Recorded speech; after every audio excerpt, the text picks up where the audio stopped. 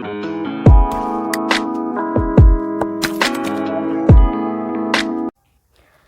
Students, welcome back to DNA classes. Sample paper का जो third part है उसमें आज हम स्टार्ट करेंगे क्वेश्चन नंबर 13 से क्वेश्चन नंबर 12 तक के जो आंसर्स हैं वो हम डिस्कस कर चुके हैं अपने प्रीवियस वीडियो में।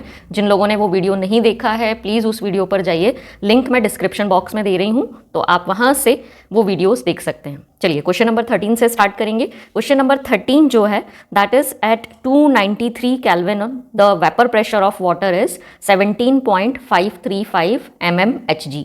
देखिए इस टेम्परेचर पर 293 केल्विन पर उन्होंने वाटर का वेपर प्रेशर दिया हुआ है। If 25 gram glucose is dissolved in 450 gram of water, calculate the vapour pressure of water. इन्होंने ग्लूकोज डिजॉल्व किया हुआ है 450 ग्राम ऑफ वाटर में और बोल रहे हैं कि ऐसे सॉल्यूशन का वेपर प्रेशर सेम टेम्परेचर पर कैलकुलेट करने के लिए बोला जा रहा है। ये जो क्वेश्चन है वो सॉल्यूशन चैप्टर से है, चैप्टर नंबर 2 से है।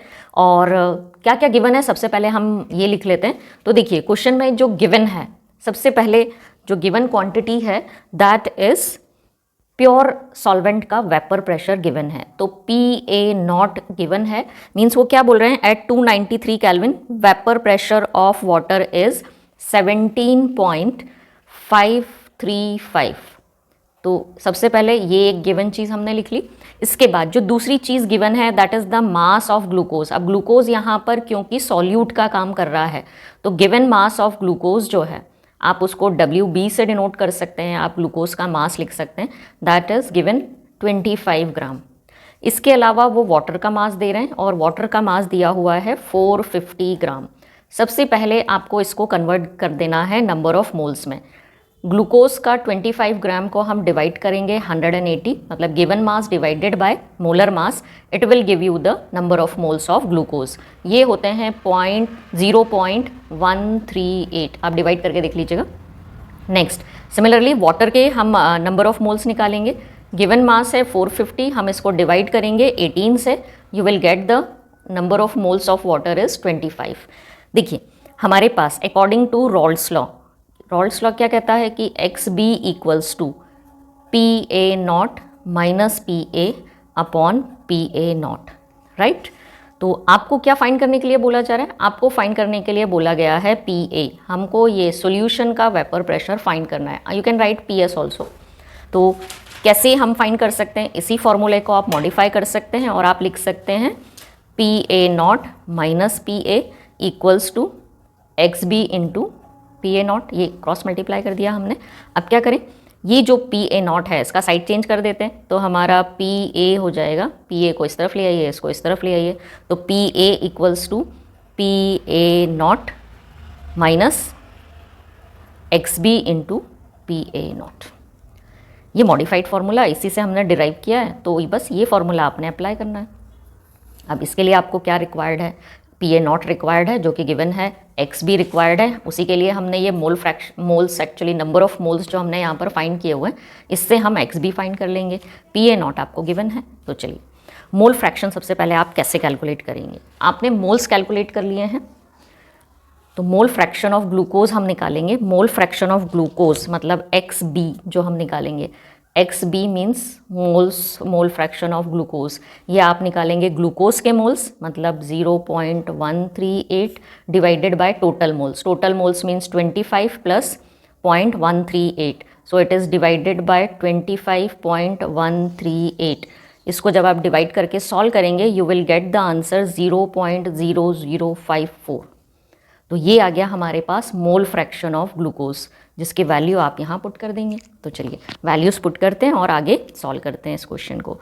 PA0 आपको गिवन है क्वेश्चन में 17.535, तो यहाँ लिख देते हैं 17.535 इक्वल्स टू, अभी आपने मोल फ्रैक्शन कैलकुलेट किया ग्लूकोज का 0.0054 मल्टीप्लाइड बाय, अगेन मल्टीप्लाई करेंगे आप 17.535 से। चलिए सॉरी ये माइनस का साइन है, ये माइनस है, तो पहले अपन मल्टीप्लाई कर लेते हैं। तो इक्वल्स टू 17.535 माइनस, इसको जब आप मल्टीप्लाई करोगे you will get the answer 0.0946। और जब आप 17.535 में से आप इसको सब्सट्रैक्ट करेंगे, you will get the final answer 17.440. So this is the vapour pressure of solution, जिसको मैंने यहाँ पर PA से डिनोट किया हुआ है. तो इस तरीके से आपको जो आंसर मिलेगा इस क्वेश्चन के लिए, क्वेश्चन नंबर 13 के लिए, दैट इज़ 17.440 और वेपर प्रेशर है mmHg.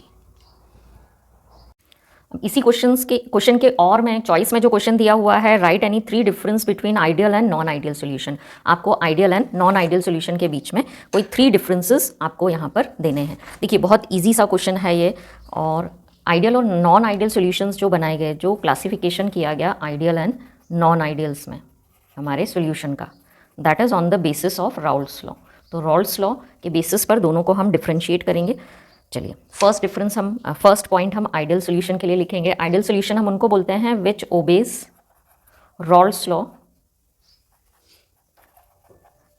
Raoult's law at all temperature and concentration. Those are called ideal solution. Now non-ideal solution which does not obey Raoult's law at all temperature and concentration are called non-ideal solution. Now next difference, देखिए कुछ simple से difference मैं आपको बताती हूँ.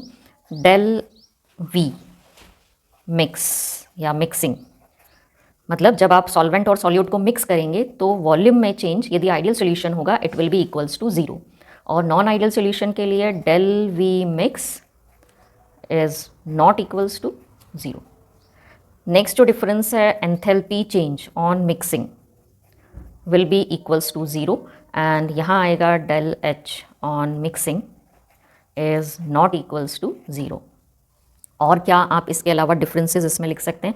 तो Rawls law का ही जो मैथमेटिकल एक्सप्रेशन है वो लिख लेते हैं कि according to Raoult's law PA will be equals to PA not into XA, और यहाँ आप बोलेंगे कि नॉन आइडियल सोल्यूशन के लिए PA is not equals to PA not into XA.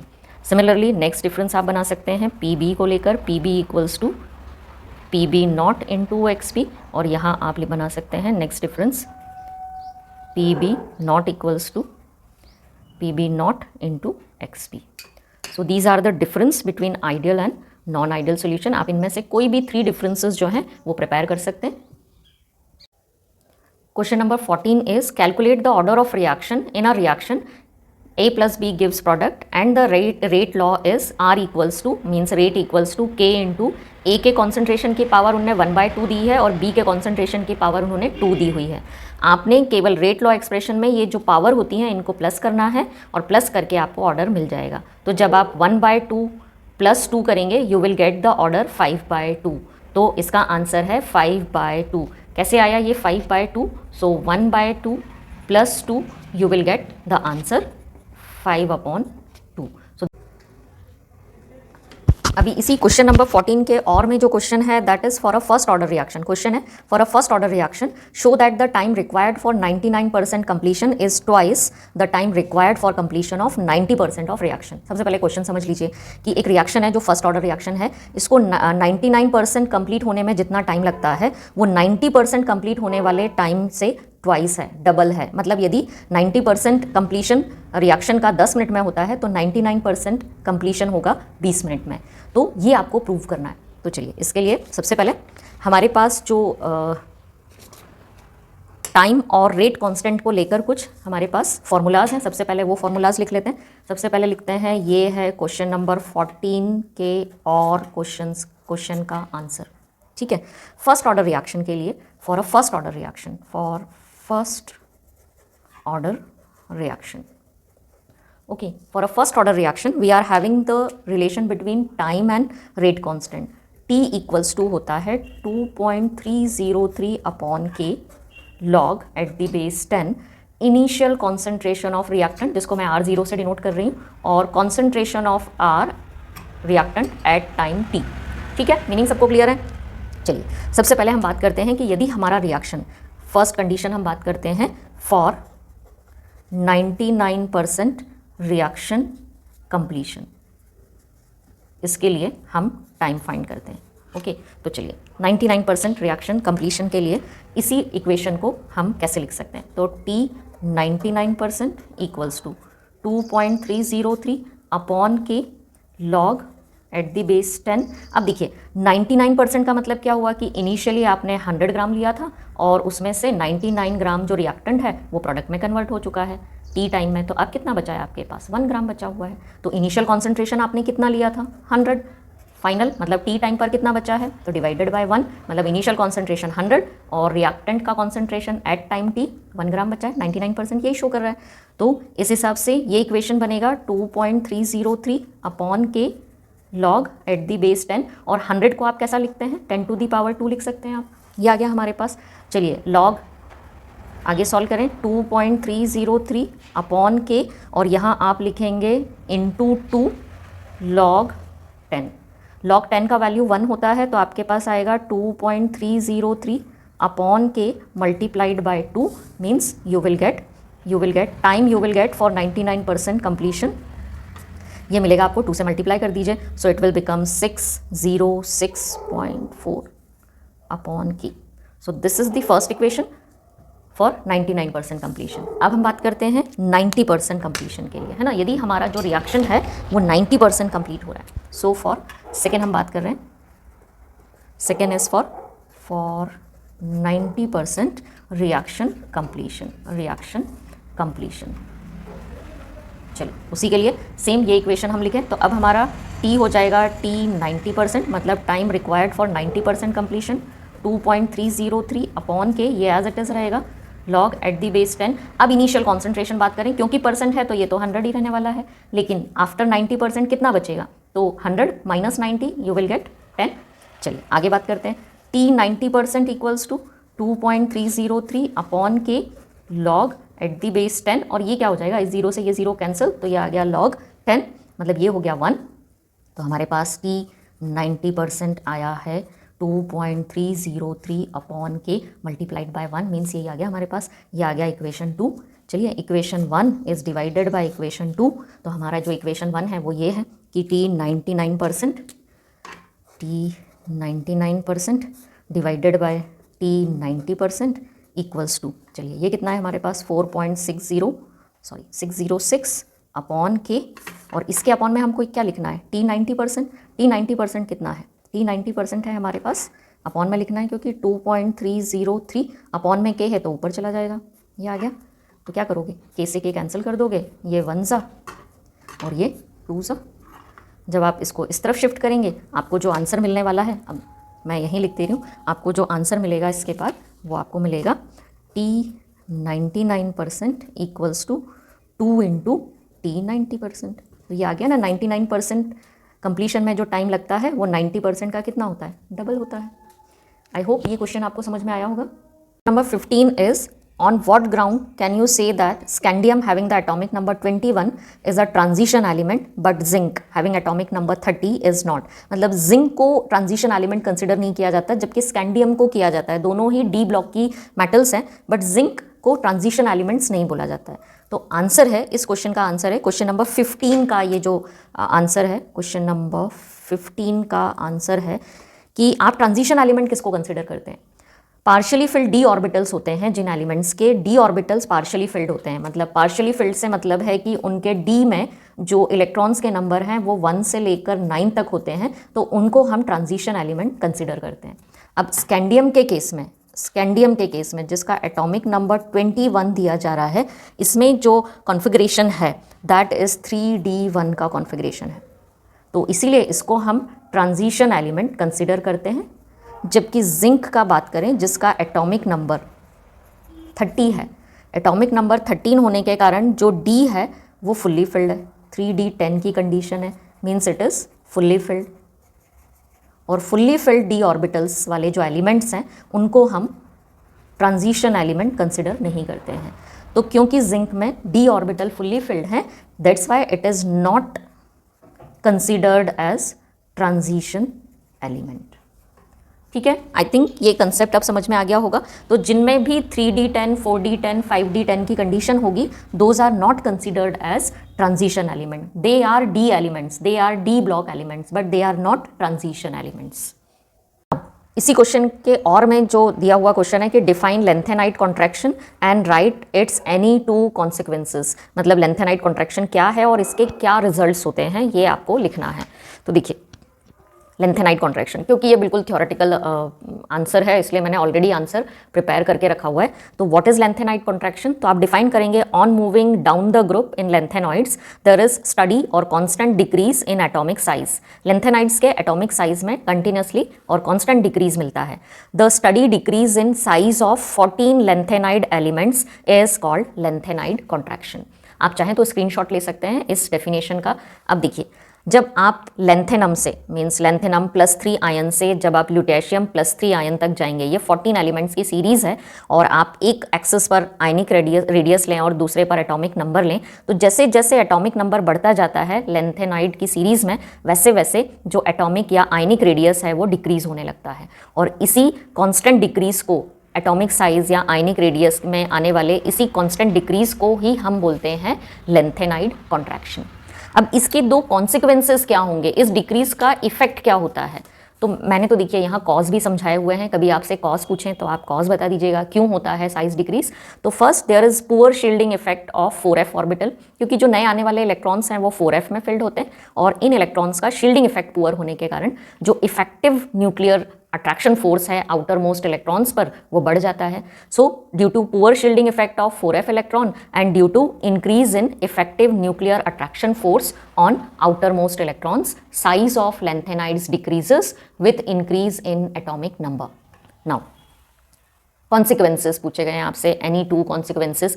तो फर्स्ट है there is a small change in properties of lanthanides. इतने सारे लेंथेनाइड्स हैं लेकिन लेंथेनाइड कॉन्ट्रैक्शन के कारण, क्योंकि उनके साइज में बहुत ज़्यादा डिफरेंस नहीं आता है, वो ऑलमोस्ट सेम एटॉमिक साइज के होते हैं, इसलिए उनकी प्रॉपर्टीज़ भी ऑलमोस्ट सिमिलर होती हैं, उनमें बहुत स्मॉल चेंज आता है। ये एक इफेक्ट है लेंथेनाइड कॉन्ट्रैक्शन का। दूसरा चीज़, influence over the other elements present before and after it. Lanthanides के पहले और बाद में जो एलिमेंट्स हैं उनके ऊपर भी लेंथेनाइड कॉन्ट्रैक्शन का असर होता है। For example titanium and zirconium have different properties, जबकि इनके एटॉमिक नंबर में बहुत ज़्यादा डिफरेंस नहीं होता है। तो इनकी प्रॉपर्टीज़ इतनी डिफरेंट क्यों है, that is because of lanthanide contraction. इसके अलावा दूसरा एग्जाम्पल देखें तो जिरकोनियम और हॉफनियम की प्रॉपर्टीज़ बहुत सेम होती हैं। ये सिमिलैरिटी भी जो है that is because of lanthanide contraction. तो what is lanthanide contraction and its consequences, two consequences with two causes.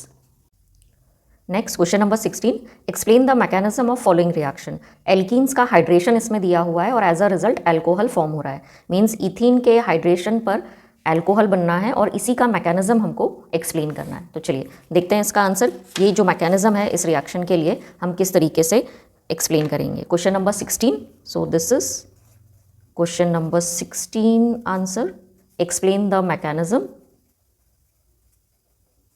And mechanism है ऑलरेडी क्वेश्चन में ये दिया हुआ है, एल्कीन्स पर वाटर के एडिशन से there is formation of alcohol. So this is the reaction, इसी के मैकेनिज्म को हमको एक्सप्लेन करने के लिए बोला जा रहा है।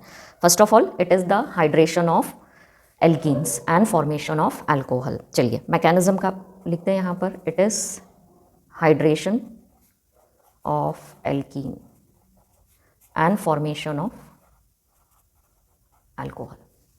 तो इथीन एल्कीन से अल्कोहल बनाने का ये रिएक्शन है और इसी के मैकेनिज्म को हमको एक्सप्लेन करना है। चलिए स्टार्ट करते हैं। मैकेनिज्म, स्टेप्स का बात करें सो देयर आर 3 स्टेप्स। इस मैकेनिज्म की 3 स्टेप्स हैं। वेरी फर्स्ट स्टेप जो है electrophilic attack of hydronium ion on electrophilic attack of hydronium ion on alkene and protonation of alkene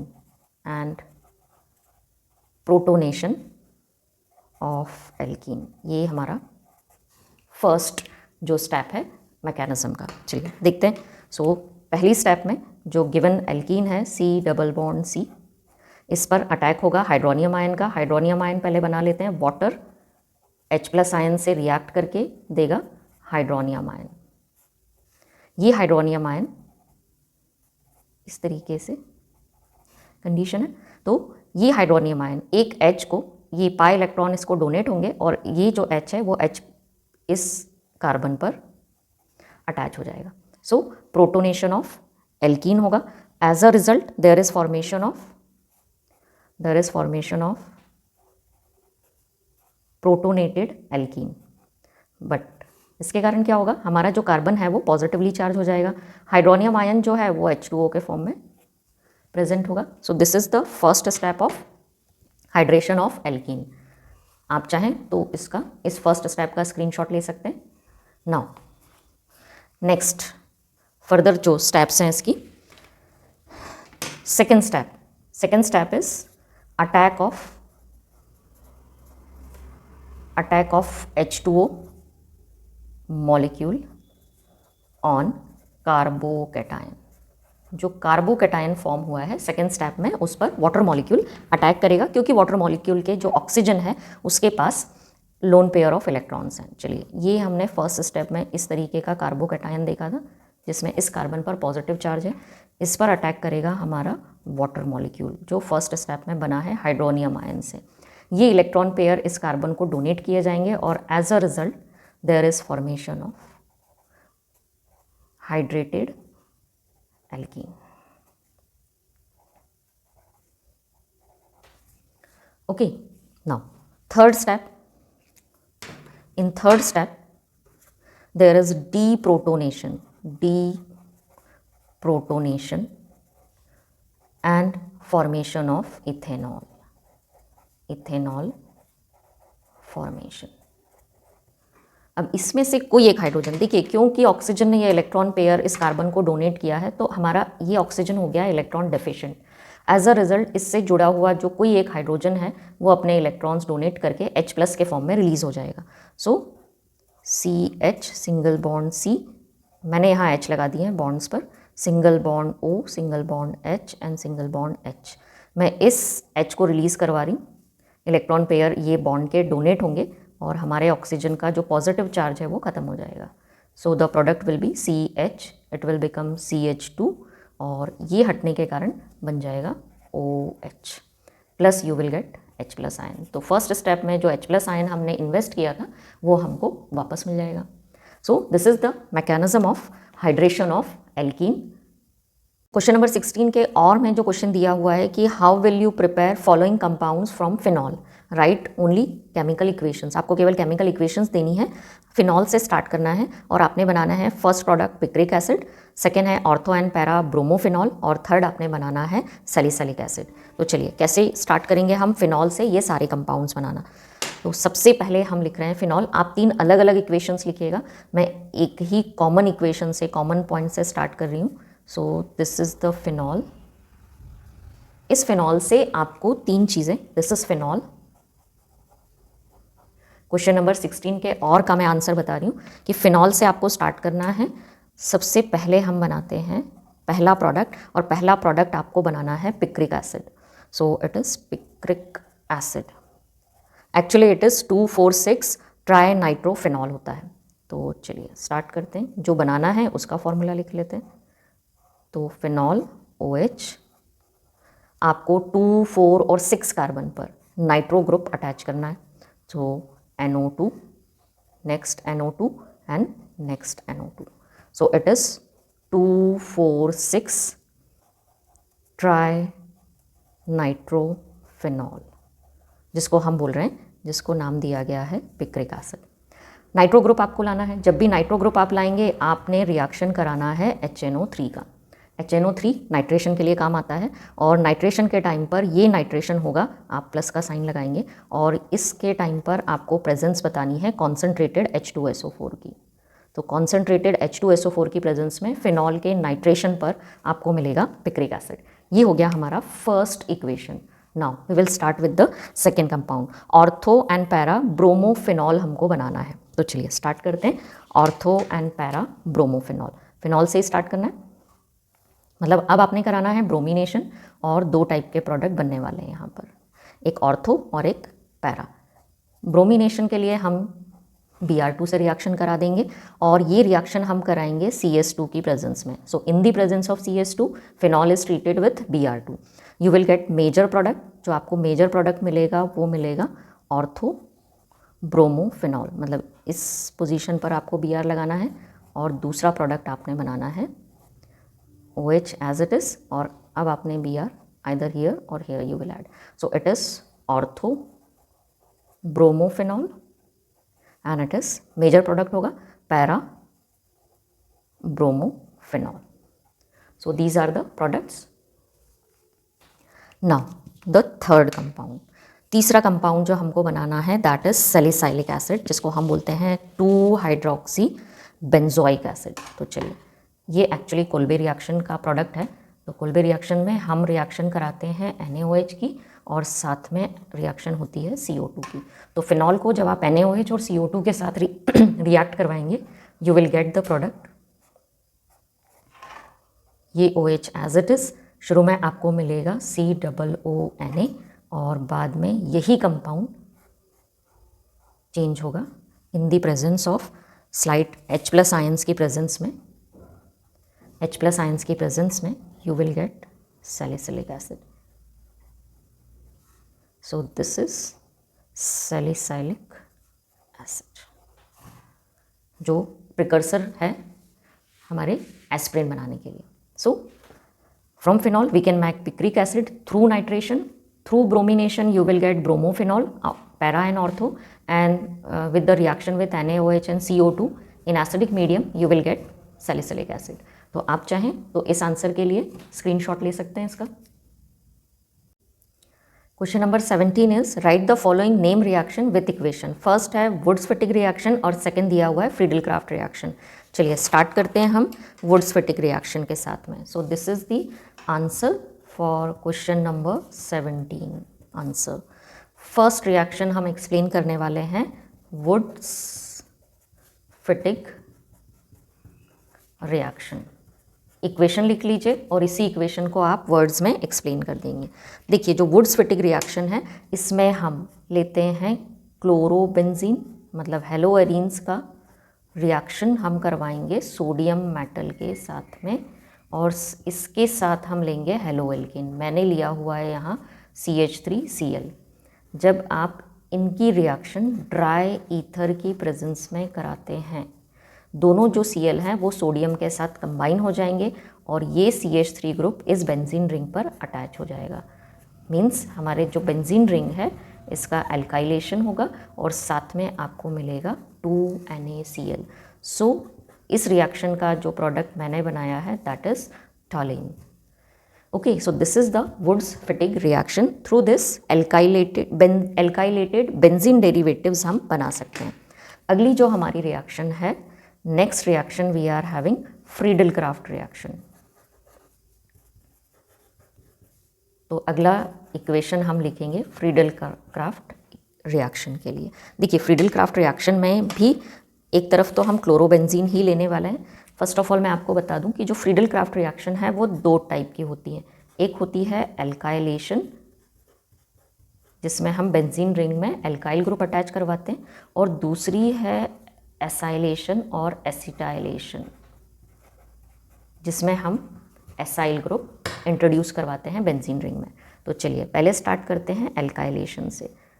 again chlorobenzene लेंगे C6H5Cl और इसका रिएक्शन आप करवाएंगे किसी भी हेलोएल्केन के साथ. मैंने लिया हुआ है क्लोरोमीथेन.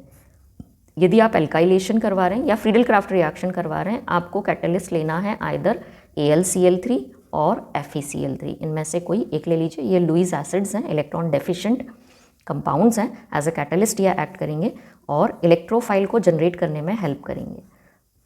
एज अ रिजल्ट इस क्लोरोबेंजीन का एल्काइलेशन होगा on ortho and para. Para product ज़्यादा बनेंगे, ऑर्थो प्रोडक्ट्स कम बनेंगे. So you will get two methyl chlorobenzene. इसी क्लोरोबेंजीन का reaction this is called alkylation. इसी क्लोरोबेंजीन का रिएक्शन यदि आप एसिड क्लोराइड से करवाते हैं CH3COCl से करवाते हैं, प्रेजेंस आपने सेम रखनी है कैटलिस्ट की, you will get the product 2 type of product major and minor. Major product हमेशा पैरा सब्सटीट्यूटेड बनाइएगा, COCH3 ग्रुप यहाँ अटैच होगा, Cl ये एज इट इज़, साथ में आपको मिलेगा HCl, here also you will get HCl।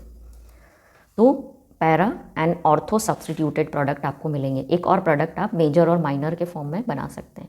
So you will gate 2 type of product, this is called alkylation and this is called acetylation. Now और में जो क्वेश्चन दिया हुआ है कि right any 4 differences between SN1 and SN2 reactions. तो देखिए वो रिएक्शंस जो SN1 मैकेनिज्म को फॉलो करेंगी SN1 रिएक्शंस कहलाएंगी। तो आपको इनमें डिफरेंस बताना है, SN1 reaction and SN2 reactions में आपको कोई 4 डिफरेंसेस बताने हैं। 4 मार्क के लिए ये क्वेश्चन है एंड एनी 4 डिफरेंसेस आपको लिखना है। फर्स्ट, इस 1 से आप याद रखिए कि these are unimolecular reactions, unimolecular reactions. And इस 2 से आप याद रखेंगे it is bimolecular reaction. पहला डिफरेंस ये बन गया। दूसरा, इसी यूनी मतलब 1 से आप याद रखिएगा it follows first order kinetics and it follows second order kinetics। ठीक है, मतलब आप सिंपली लिख सकते हैं कि ये फर्स्ट ऑर्डर रिएक्शंस होती हैं और ये सेकेंड ऑर्डर रिएक्शंस होती हैं। अब फर्स्ट ऑर्डर रिएक्शन क्यों बोला जा रहा है, तो थर्ड डिफरेंस आ जाएगा, because rate of these reactions are directly proportional to the concentration of one reactant and that is haloalkene. For SN2 reactions, rate is proportional to the concentration of Rx as well as concentration of nucleophile. Now, fourth difference, SN1 reactions जो होती हैं, it takes place in 2 steps and it takes place in single steps, है ना। Mechanism आपने पढ़ा है, single step reactions होती हैं ये। और आगे चलें, इनमें से जो भी डिफरेंस आपको अच्छे लगे, इसलिए मैं थोड़े से ज़्यादा डिफरेंसेस बता रही हूँ। ऑर्डर ऑफ रिएक्टिविटी का बात करें तो 3 डिग्री Rx सबसे ज़्यादा SN1 मैकेनिज्म को फॉलो करते हैं, उसके बाद आते हैं 2 डिग्री Rx और लीस्ट रिएक्टिविटी शो करते हैं 1 degree Rx for SN1 reaction. SN2 में यही ऑर्डर उल्टा हो जाता है, 1 डिग्री Rx सबसे ज़्यादा रिएक्टिविटी शो करेंगे इस मैकेनिज्म के लिए, then 2 degree Rx and least reactivity show करते हैं SN2 मैकेनिज्म के लिए 3 डिग्री Rx। तो जो ऑर्डर है वो जस्ट रिवर्स हो जाता है इन दोनों रिएक्शंस में। और बात करें यदि, तो इसमें कार्बोकैटायन का फॉर्मेशन होता है। In SN1 mechanism there is formation of carbocation और इसमें बनती है transition state. So there is formation of transition state और transition product in SN2 mechanism। और आप डिफरेंस लिख सकते हैं कि इसमें प्रोटिक पोलर सॉल्वेंट रिक्वायर्ड होता है या उसकी प्रेजेंस में ये फास्ट होती हैं, और इनमें aprotic polar solvents required होते हैं। So these are some differences, you can take screenshot for this difference. Now question number 18, describe the standard hydrogen electrode on following points। First label diagram, second working and description of apparatus and third है cell reaction, मतलब anode cathode पर जो reactions हैं वो आपको explain करनी है। देखिए, standard hydrogen electrode, standard hydrogen electrode को हम शॉर्ट में लिखते हैं SHE और इसी को बोला जाता है नॉर्मल हाइड्रोजन इलेक्ट्रोड, N ही लिखा जाता है। स्टैंडर्ड हाइड्रोजन इलेक्ट्रोड जो है ये प्राइमरी रेफरेंस इलेक्ट्रोड है और इसका यूज़ किया जाता है अदर इलेक्ट्रोड्स के पोटेंशियल को मेजर करने के लिए, तो इसीलिए हम इसको स्टैंडर्ड हाइड्रोजन इलेक्ट्रोड बोलते हैं। अच्छा, इसको एज अ स्टैंडर्ड लिया गया है, इसीलिए इसका जो इलेक्ट्रोड पोटेंशियल है वो 0 कंसिडर किया गया है। और हमारा ये जो हाइड्रोजन स्टैंडर्ड हाइड्रोजन इलेक्ट्रोड है ये as a half cell act करता है on coupling with other half cell and it works on oxidation reduction mechanism और प्रिंसिपल। एक और खासियत हमारे इस SHE की ये है कि it can work as both anode as well as cathode, मतलब ये एनोड और कैथोड किसी के भी जैसा एक्ट कर सकता है। ये कब एनोड या कैथोड जैसा एक्ट करेगा ये डिपेंड करेगा कि आप इसको किस दूसरे इलेक्ट्रोड से कनेक्ट कर रहे हैं।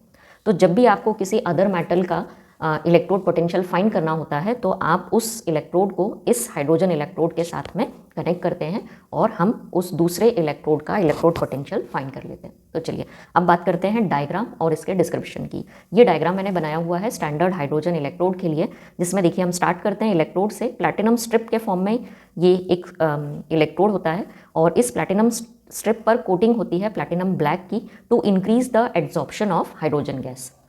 ये जो स्ट्रिप है प्लैटिनम की, ये एक प्लैटिनम वायर से जुड़ी होती है और जो बाहर की तरफ कंडक्टिंग वायर से जुड़ा होता है। ये कंडक्टिंग वायर अदर जो इलेक्ट्रोड है उससे कनेक्ट किया जाता है। इस पूरे इलेक्ट्रोड को एक ग्लास जैकेट के अंदर बंद कर दिया जाता है। इस ग्लास जैकेट में ऊपर की तरफ एक इनलेट होता है जिससे कि हाइड्रोजन गैस एंटर करवाई जाती है एट 1 एटमॉस्फेरिक प्रेशर। नाउ जो हमारे ग्लास जैकेट का बॉटम होता है ये परफोरेटेड होता है और इसमें छोटे छोटे से होल्स होते हैं। तो जब आप 1 एटमॉस्फेरिक प्रेशर पर यहाँ से हाइड्रोजन गैस पास करते हैं, कुछ हाइड्रोजन गैस इस स्ट्रिप पर एब्जॉर्ब हो जाती है और रिमेनिंग जो गैस है वो बबल्स के फॉर्म में बॉटम के पोर से रिलीज हो जाती है। इस पूरे एपरेटस को हम एक कंटेनर में रखते हैं जिसमें होता है 1 मोलर HCl सॉल्यूशन। तो इस पूरे ग्लास जैकेट को with platinum electrode 1 molar HCl solution में मर्ज करके डिप करके रखा जाता है। So this is the diagram.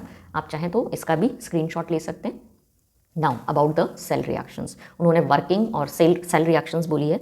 तो सेल रिएक्शन पहले जब ये एज एनोड एक्ट करेगा, तो देखिए जब भी कोई इलेक्ट्रोड एज एनोड एक्ट करता है इस पर होता है ऑक्सीडेशन। H2 गैस जो कि यहाँ प्लैटिनम ब्लैक पर एड्जॉर्ब हुई है, इस H2 गैस के मॉलिक्यूल ऑक्सीडाइज होंगे and they will release the electrons. As a result जो H+ आयन प्रोड्यूस होंगे वो इस सोल्यूशन में आ जाएंगे।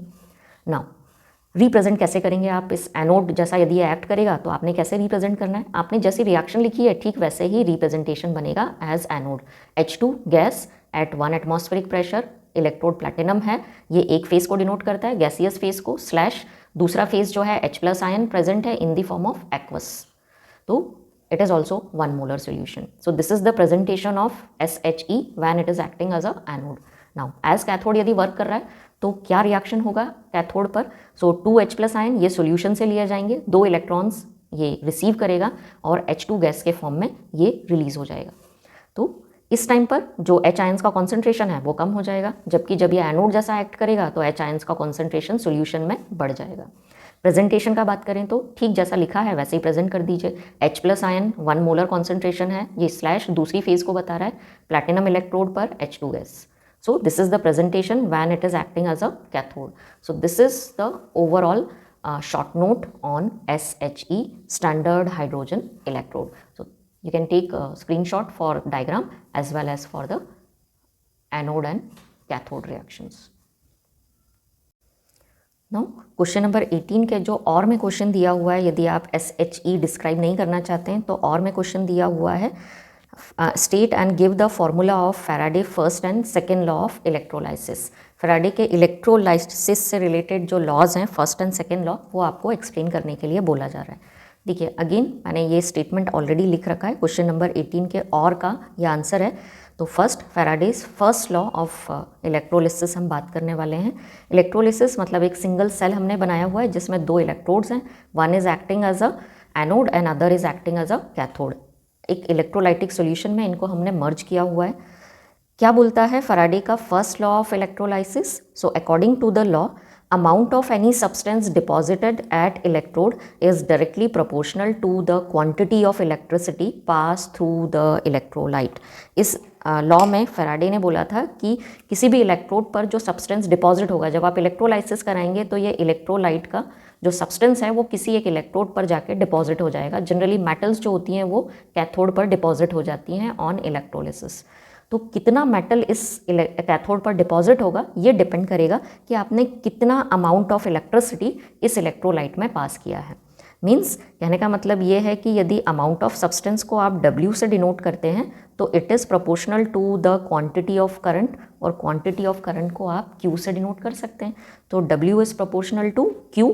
अब W इज़ प्रोपोर्शनल टू, आप इस Q की जगह लिख सकते हैं IT, क्योंकि हमको मालूम है कि Q जो होता है I इंटू T होता है, where I is the current and in ampere and T is the time in second.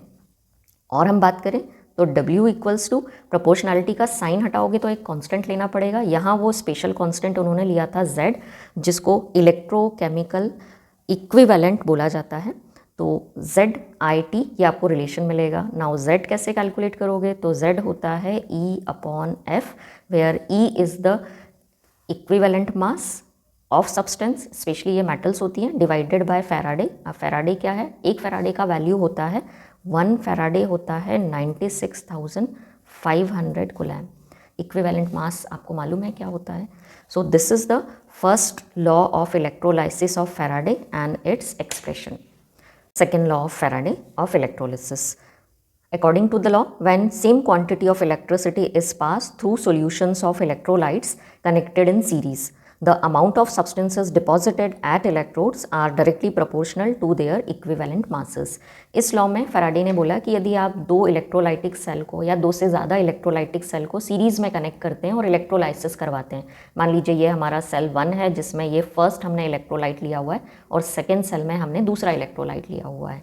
आप सेम क्वांटिटी ऑफ करंट जब पास करेंगे तो जो सब्सटेंसेस इलेक्ट्रोड पर डिपॉजिट होंगे, जो मेटल्स फर्स्ट मेटल और सेकेंड मेटल यहाँ इलेक्ट्रोड्स पर डिपॉजिट होंगी, उनके डिपॉजिट होने का अमाउंट इक्विवेलेंट, उनके इक्विवेलेंट मासेस के प्रोपोर्शनल होगा।